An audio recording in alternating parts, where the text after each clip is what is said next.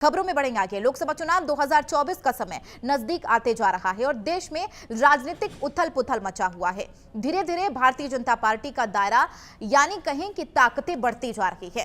कई दल और नेता बीजेपी और एनडीए घटक दलों में शामिल हो रही हैं, जबकि विपक्षी गठबंधन और एकता टूटती हुई दिख रही है। आज भी प्रदेश भाजपा में आरएलपी और कांग्रेस के कई नेताओं और कार्यकर्ताओं ने प्रदेश उपाध्यक्ष नारायण पंचारिया, पूर्व प्रदेश अध्यक्ष अरुण चतुर्वेदी के नेतृत्व में भाजपा का दामन थाम लिया।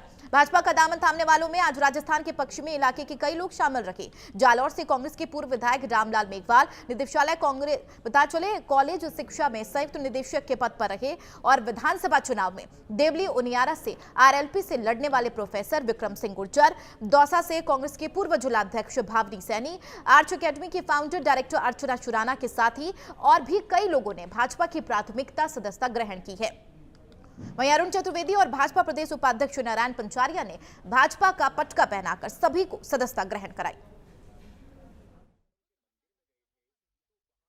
और जिस प्रकार से आज आम आदमी को इस बात की आश्वस्ता मिली है कि नरेंद्र मोदी है तो मेरा भविष्य ठीक है, इसके साथ ही पिछले 2.5 महीने में भजनलाल जी के नेतृत्व में राजस्थान की सरकार और डबल इंजन की सरकार, उसने चाहे वो 2.5 महीने के अंदर अंदर, चाहे हम कह सकते हैं ईआरसीपी जैसा रुकाऊ बजट रुका, यमुना जल का समझौते को जो लंबे समय से 50 साल से कांग्रेस राजनीति कर रही थी लेकिन उस दिशा में सकारात्मक प्रयास नहीं, उसको करने की बात होगी। पेंशन की बढ़ोतरी का विषय होगा। हाल ही में बिजली को लेकर के जो 1 लाख करोड़ से अधिक का समझौता हुआ है वो 2.5 साल में बिजली के ऊपर आत्मनिर्भरता भारत की, राजस्थान की समाप्त करेगा। इन सब विषयों को, और दूसरी तरफ कांग्रेस का नेतृत्व जो दिशाहीन है, नेतृत्वहीन कांग्रेस है। आज जब सारा देश की सेना के साथ खड़ा होता है, कांग्रेस का नेतृत्व सेना के ऊपर प्रश्न चिन्ह लगाता है, चाहे वो सर्जिकल स्ट्राइक का विषय हो या डोकलाम का मुद्दा हो। इन सब को लेकर के आज कांग्रेस बाकी दलों में और इसके साथ समाज जीवन के विभिन्न क्षेत्रों में काम कर रहे लोगों ने आज भारतीय जनता पार्टी के साथ जुड़ने का तय किया है। निश्चित रूप से जहां भारतीय जनता पार्टी को इस सबसे ताकत मिलेगी, वहीं एक समाज में मैसेज है कि कांग्रेस पूरी तरह से अब नेतृत्वहीन, दिशाहीन, नीतिहीन हो चुकी है। इस खबर पर ज्यादा चर्चा के लिए हमारे वरिष्ठ संवाददाता उमंग माथुर सीधा न्यूज रूम लाइव हमारे साथ जुड़ गए। उमंग जी, जाहिर सी बात है मुहाने पर लोकसभा चुनाव है, दल बदल का सिलसिला भी हमने शुरुआती तौर पर देखते आए हैं और आज भी ऐसी स्थिति देखने को मिल रही है। खास करके राजस्थान में कई बड़े ऐसे दिग्गज चेहरा रहे हैं कांग्रेस में, और आरएलपी की बात करें, उन्होंने आज भारतीय जनता पार्टी का दामन थाम लिया है। ये कहना गलत नहीं होगा कि जो प्रधानमंत्री नरेंद्र मोदी ने 400 पार का नारा दिया है वो कहीं ना कहीं अमल होता हुआ नजर आ रहा है।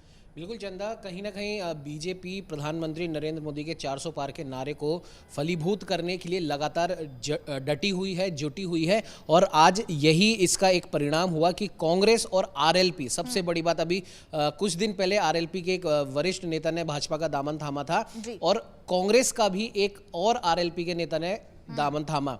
अब आरएलपी से एक और व्यक्ति टूटकर बीजेपी में आ गया है। तो सबसे पहले अगर हम आरएलपी की हम बात कर लें तो कहीं ना कहीं हनुमान बेनीवाल के लिए आने वाला लोकसभा चुनाव बहुत ज़्यादा यहाँ से मुश्किल होता हुआ दिखाई दे रहा है। अगर वो कांग्रेस की तरफ से टिकट लेते हैं, लड़ते हैं, तो एक अलग बात हो सकती है, लेकिन अभी के हिसाब से हनुमान बेनीवाल के लिए ये लोकसभा चुनाव काफ़ी, हम कह सकते हैं, कठिन दिखाई दे रहा है। खैर, आज की अगर हम बात कर ले तो जालोर से पूर्व विधायक दलित नेता विशेष तौर पर मैं इसका उल्लेख कर रहा हूँ, रामलाल मेघवाल, देवली उनियारा से आरएलपी के नेता प्रोफेसर विक्रम सिंह गुर्जर, जो कि बीजेपी नेता विजय बैंसला के खिलाफ वो लड़े थे, और इन्हें जब ये कांग्रेस में थे तो सचिन पायलट का एक मजबूत सिपाही इन्हें माना जाता था। उन्होंने आज भाजपा का दामन थाम लिया है।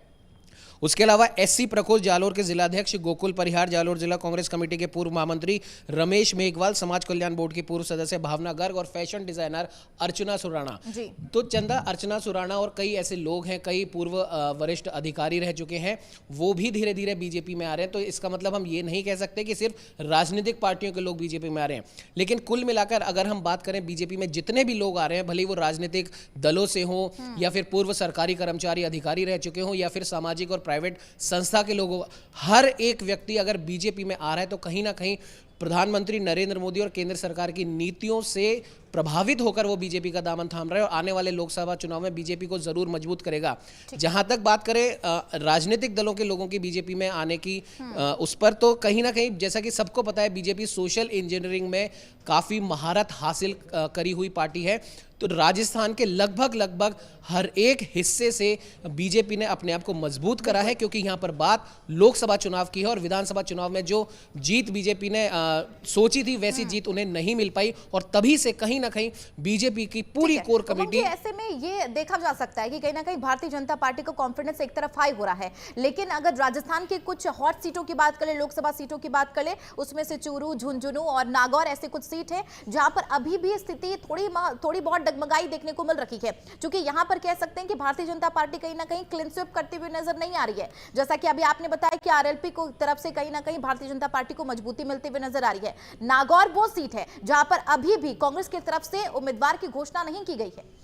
बिल्कुल चंदा, नागौर सीट की अगर हम बात करें, वापस से हनुमान बेनीवाल पे हमें आना पड़ेगा। तो कहीं ना कहीं हनुमान बेनीवाल को सबसे ज़्यादा जो चोट पहुंची है वो ज्योति मिर्धा की वजह से पहुंची है। हालांकि विधानसभा चुनाव में वो हार गई थी, लेकिन उन पर बीजेपी ने एक बार फिर से विश्वास किया और उन्हें लोकसभा चुनाव में उतारा है। और हनुमान बेनीवाल कमज़ोर इसलिए हुए हैं क्योंकि उनके 3 मजबूत आदमी उनकी पार्टी छोड़ चुके हैं। एक कांग्रेस में जा चुका है, 2 बीजेपी में आ चुके हैं। तो कहीं ना कहीं नागौर सीट पर जीत सुनिश्चित करने के लिए बीजेपी ने अपनी तमाम जो कोशिशें थी उन्हें सफल साबित कर दिया है। चूरू सीट की आपने बात करी, राहुल कसवा का वहां से टिकट काटकर देवेंद्र झाझड़िया को टिकट दिया गया था।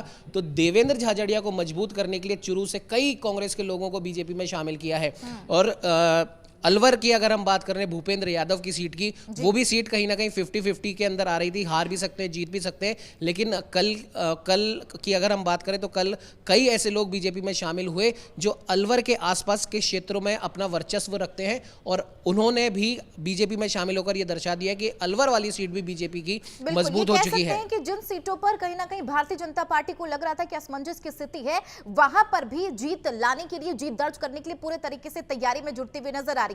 और यही वजह है कि जो प्रधानमंत्री नरेंद्र मोदी ने 400 पार का नारा दिया था, वैसी ही स्थिति देखने को मिल रही है। बहुत जी चाहूंगा, आज न सिर्फ राजस्थान में बल्कि उत्तर प्रदेश में भी बड़े पैमाने पर लोगों ने बीजेपी का दामन थामा है। तो जाहिर सी बात है कि बीजेपी की नज़र सिर्फ और सिर्फ राजस्थान ही नहीं बल्कि देश के हर एक राज्य की सारी सीटें जीतने पर लगी हुई हैं। चंदा जी, बहुत बहुत शुक्रिया उमंग, इस खबर पर लगातार जानकारी साझा करने की। बहरहाल एक तरफ लोकसभा चुनाव है, ऐसे में दल बदल का सिलसिला भी देखने को मिल रहा है और कह सकते हैं कि भारतीय जनता पार्टी को कहीं ना कहीं शह मिलता हुआ नजर आ रहा है। ऐसे में राजस्थान में कांग्रेस किस तरीके की आगे रणनीति बनाती है, क्या कुछ रोड मैप होगा, ये देखना भी सबसे ज्यादा